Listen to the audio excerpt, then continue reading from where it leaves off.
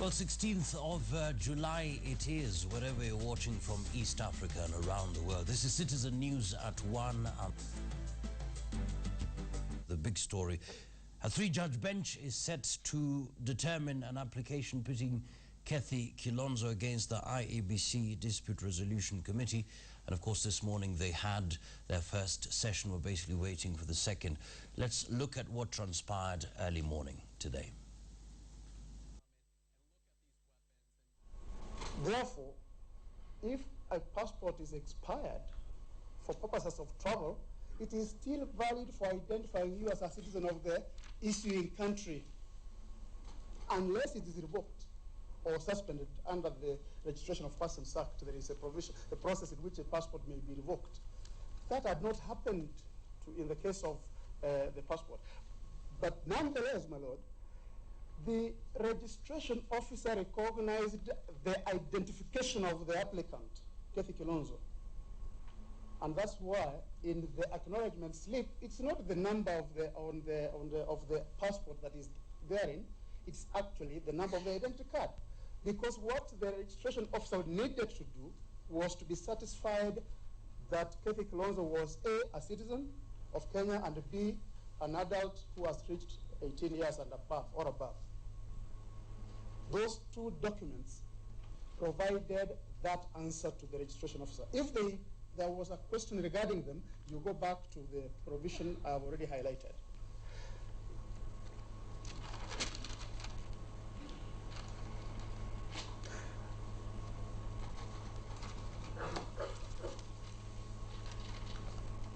The other question, my lords, which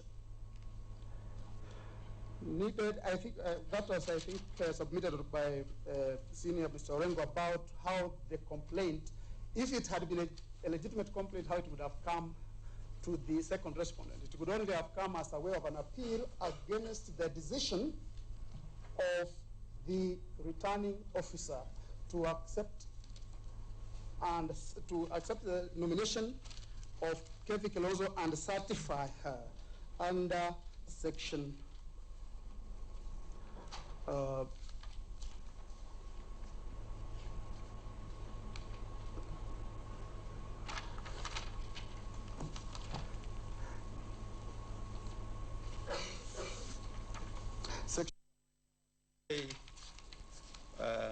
which is found on page 74 to 76, but attached to that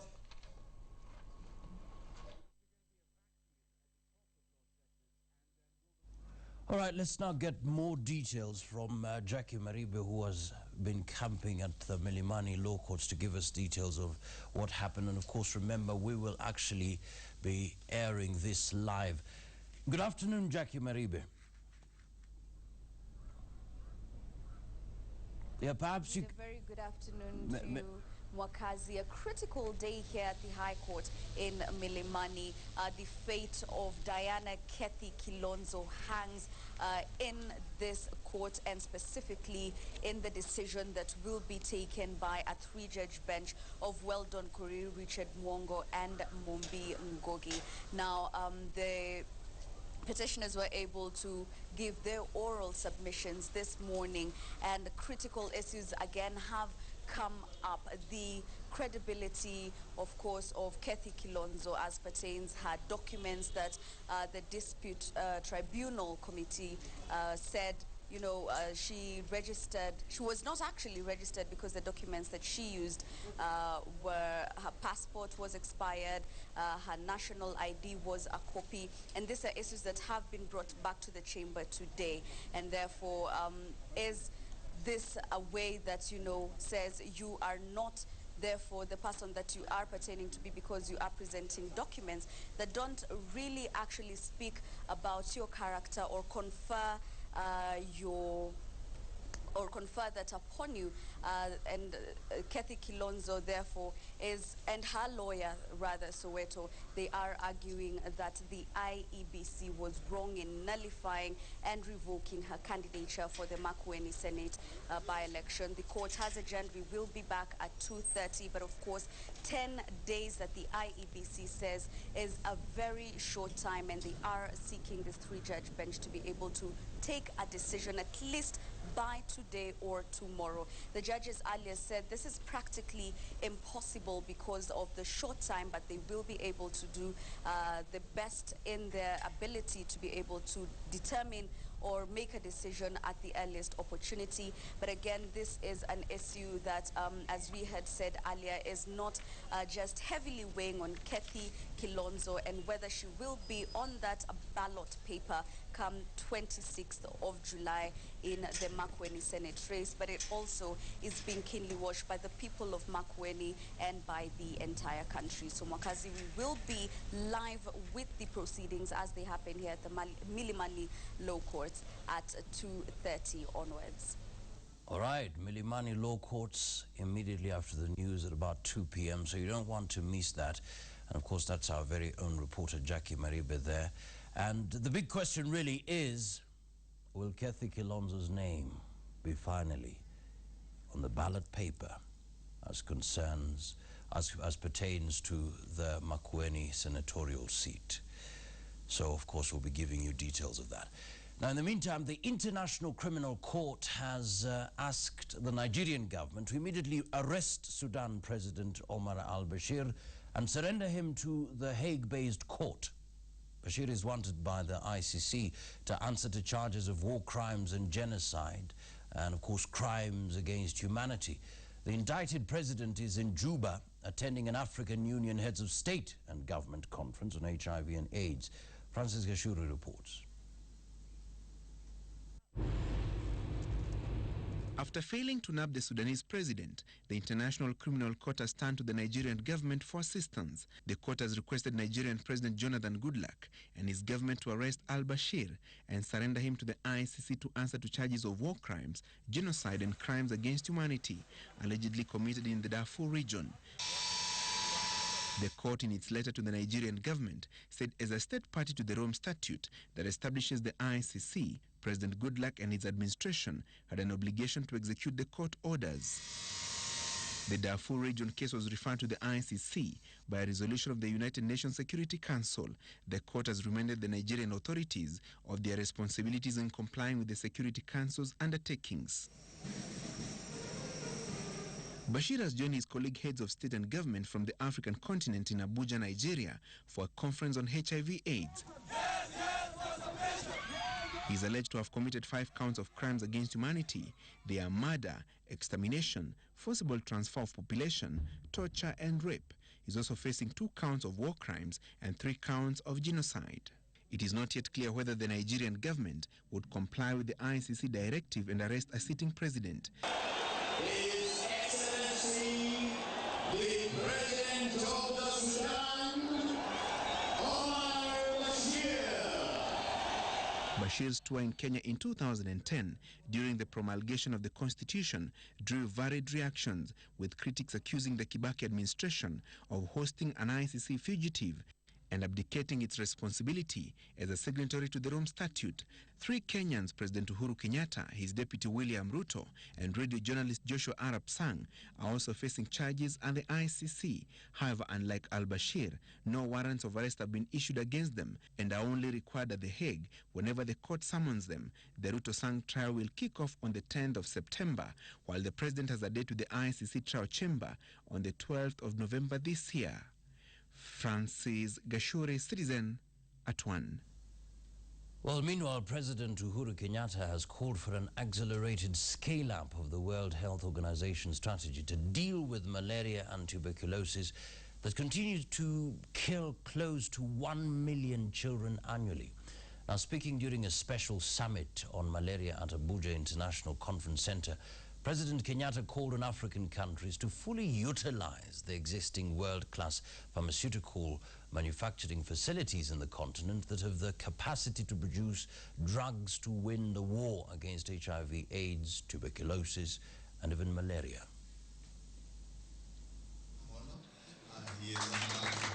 Speaking during his second-day tour of Abuja, the president said that decades of experience indicate that health initiatives survive long enough to deliver sustainable results only if they are nationally owned and aligned to national priorities and capacities. This plan, President Kenyatta said, aims at ensuring sustainable access to quality and safe medicines and other health commodities by African countries as one of the best ways to sustain health interventions. In the area of tuberculosis control, President Kenyatta said Kenya has already achieved the internationally set targets of tuberculosis detection and treatment success rates of 85%. Chris Ongombe, Citizen, at 1. Now back home, panic has gripped motorists driving top-of-the-range vehicles in Kenya after police launched a major countrywide operation in search of cars stolen from abroad and sold to unsuspecting buyers. Police officers led by detectives from the flying squad mounted roadblocks in towns and major roads in search of the stolen cars, following a request by the International Police, also known as Interpol.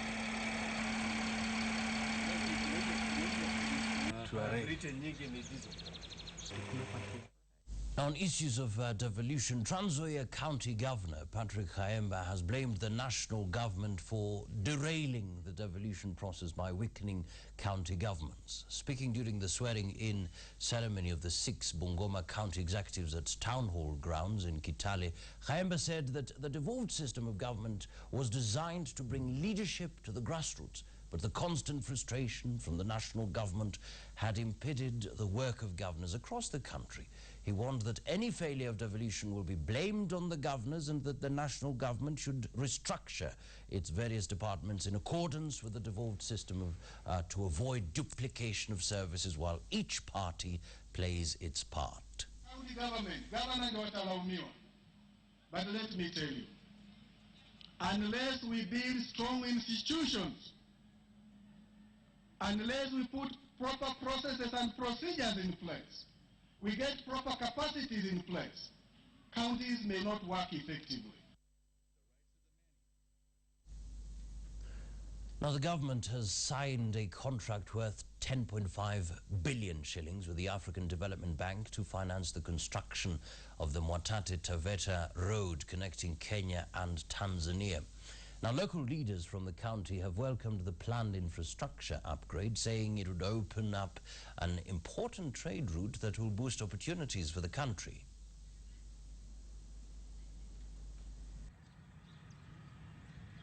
Members of parliament drawn from different parts of Taita Taveta County praised the move to construct the road, saying the government has opened a development front for Taita Taveta. The Mwatate Taveta road is said to increase markets for traders operating within Kenya and Tanzania. Hii barabara imekuwa tukisikia karibu miaka 40 sasa. Mara ya kwanza tulisikia, wengine tulikuwa shule mwaka wa 75 kwamba barabara hiyo inawekwa lami, lakini haijafanyika mpaka leo. Tunafurahia kwamba itafanyika. Voi MP Jones Mlolwa says the construction of the road will benefit the residents and as well have a significant impact on the port of Mombasa. Itaongeza biashara kati ya Kenya na Tanzania, especially northern Tanzania, Moshi and those areas. Even port yetu, bandari yetu ya Mombasa itapata biashara zaidi. Wale watu ambao wanajua kupeleka trakta kubwa kubwa watapata ajira.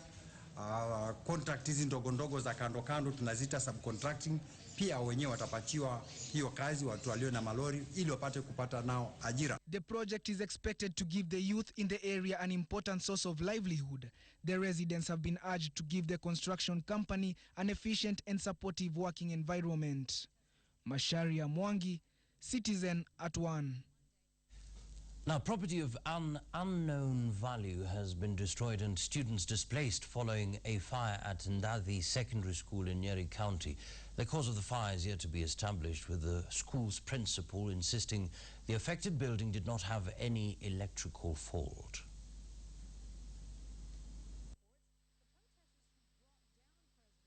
The fire, which broke out at Ndathi Secondary School, disrupted learning for these students. Most of their belongings, which were in a dormitory, were burnt, causing them to suffer huge losses. The principal of the school ruled out electricity as the cause of the inferno, as there was no electricity at the time the fire started. Right now, they don't have anywhere to sleep. And like I said, we want to meet as a board and decide on the way forward. Firefighters who had been called arrived 45 minutes later, but the fire had already destroyed most of the dormitory structures. Daniel Gituanja, who is the county representative for Kaburu Ward, asked the government to repair the road from Kiganjo to the area, as it was in a very bad state, and this hampered the effort by the firefighters to reach the school in good time. Tukapigia tu fire engine na washukuru sana sababu wamekimbia sana. 45 minutes from Nyeri town to here they had arrived. Isipokuwa ni barabara imeharibika kidogo, walikuwa shafika na kusaidia.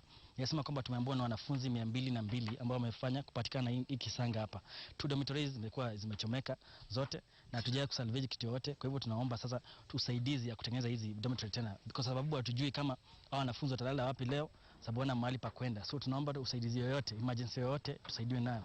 The principal urged well-wishers to volunteer assistance to the affected students in the form of clothing, bedding, and other personal effects. Now, a 400 million shilling pilot program focusing on climate change has been launched in northeastern Kenya to encourage farmers to integrate farming with their livestock keeping. This, it is hoped, will give the pastoral community something to fall back on when drought results in the loss of their livestock.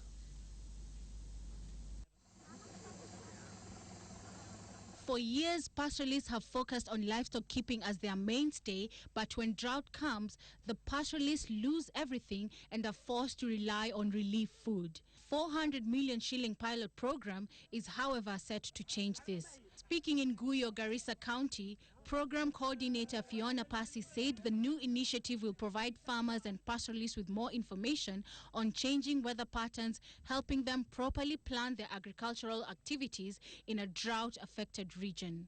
The program is about adaptation to climate change, and as we've all been observing here in Kenya and especially in northern Kenya, where in the arid, semi-arid lands, that the impacts of climate change are being felt. Fiona also said the program will provide more regular information, such as seasonal forecasts provided by the Kenya Meteorological Department, helping farmers understand and plan for the future. The seasonal forecasts and the shorter forecasts from Kenya Met Department, and we're helping them to also understand those forecasts better and interpret them, and then know what to plan for the coming season, how to make decisions for the coming season. The region currently has 32,000 hectares of land that can be used for irrigation and, if well utilized, may help end food scarcity in the region.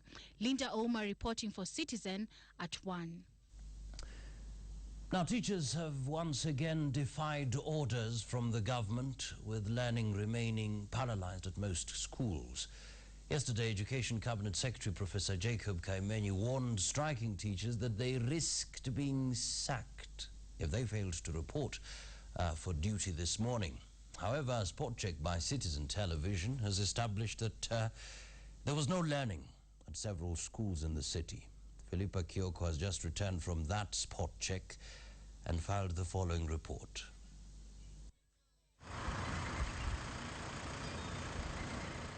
Despite the government staff talk, teachers failed to report to classes ordered by the Cabinet Secretary for Education, Professor Jacob Kaimeni. The Kenyan National Union of Teachers has insisted that the strike was still on despite the government's warning. The Education Cabinet Secretary had warned teachers that they would face dire consequences if they failed to report to work.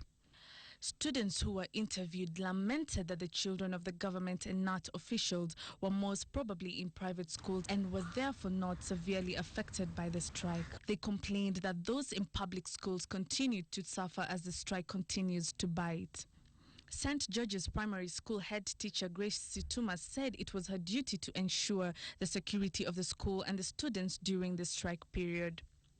As the Kenyan National Union of Teachers fight it out with the government, the one-month strike has made the students be their own teachers. Philippa Kioko, Citizen Live at 1. Right, many thanks indeed, Philippa Kioko, for that report. Now, many people seek justice in, of course, courtrooms, looking to the modern justice system to resolve conflicts. But among members of the Pokot community in Baringo County, an age-old tradition of conflict resolution lives on. It allows residents to solve modern-day conflicts in the traditional way. This is by first allowing the aggrieved parties to vent their anger through a physical fight. That's right, physical fight. The fight is to prepare the parties for the hearing of their case conducted by elders under a tree. It is a tradition passed on from one generation to another. Salim Bilo reports on a ritual she was allowed by the elders to observe and document.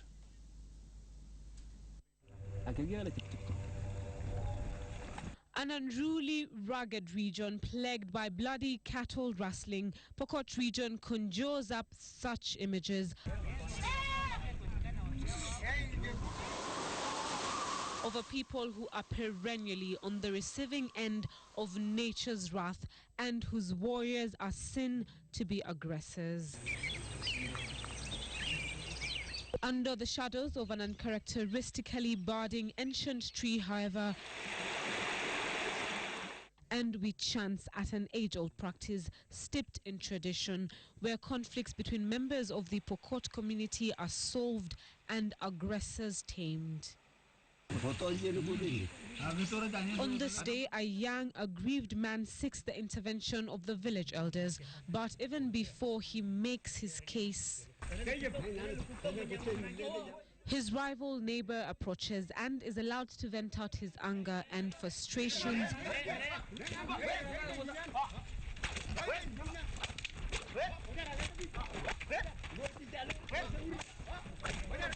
in true Pokot fashion.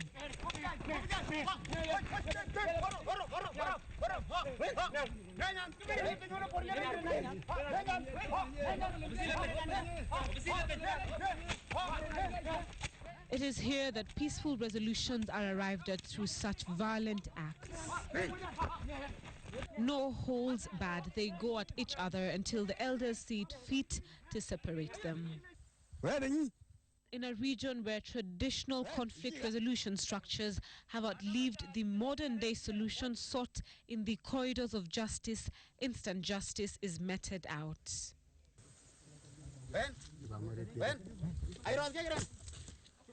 Each makes his case before a verdict is delivered. It is required of the guilty party to appease the elders. He must pay the price. His punishment takes shape. He first goes out in search of a goat to sacrifice.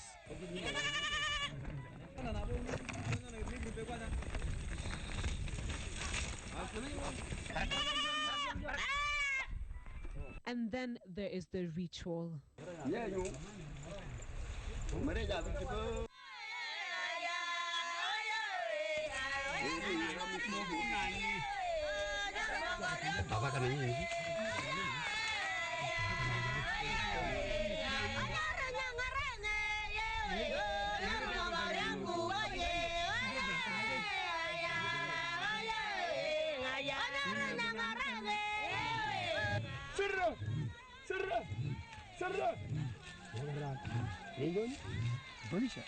Ile matawi mliona wekwa kwa maji, waliwekwa kwa maji, si huyu alikuwa anatangulia, anaweka maji na kuweka hawa, anasema we roho yako ambaye ni kali, tulia.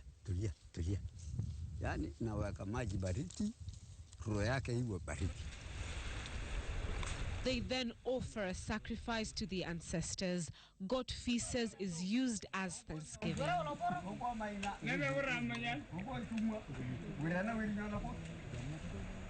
As the goat is roasted in its hide.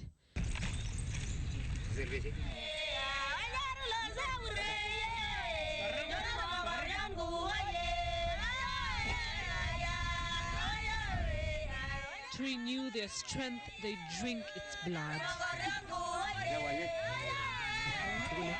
This region has seen many conflicts, most of which conventional means of conflict resolution have failed to resolve. Perhaps the reason why they have fallen back on traditional mediation mechanism. Mutaona siku moja hii watu hawezi kupiga kelele na mwingine. Hata si hawa vile alikuwa anapigana. Yule atapigana na mtu yote na ule ngine atapigana. Atakuwa watu ambaye atakuwa ya amani.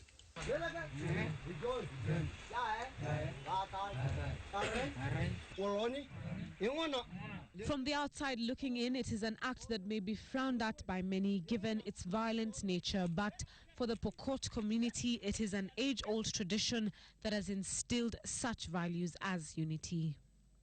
Kama vijana, hawezi kukubali amani ya wasee, hawa atapotea.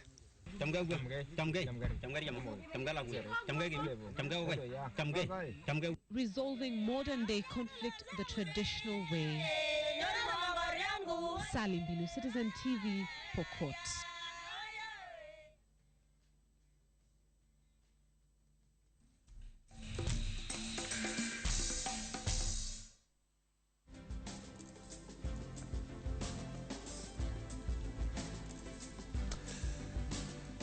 All right, welcome back. Time for business. The shilling edged back into the 86 shilling range after the central bank injected dollars into the currency market yesterday to prop up the shilling, which was just a few cents shy of hitting the 88 shilling mark. The shilling opened trading at 86 shillings and 89 cents buying and 87 shillings and 10 cents selling in mid-morning trading. The local unit extended its rally on the European market, gaining 37 cents against the pound sterling to trade at 131 shillings and 29 cents. The shilling gained 33 cents against the euro to trade at 113 shillings and 54 cents. Regionally, the shilling gained ground to the Ugandan shilling to change hands at 29 shillings and 77 cents, but remained flat against the Tanzanian shilling to trade at 18 shillings and 51 cents. That's it for the business news. Let's now take a short break, a quick one, and then we catch up with the sports. Don't go away.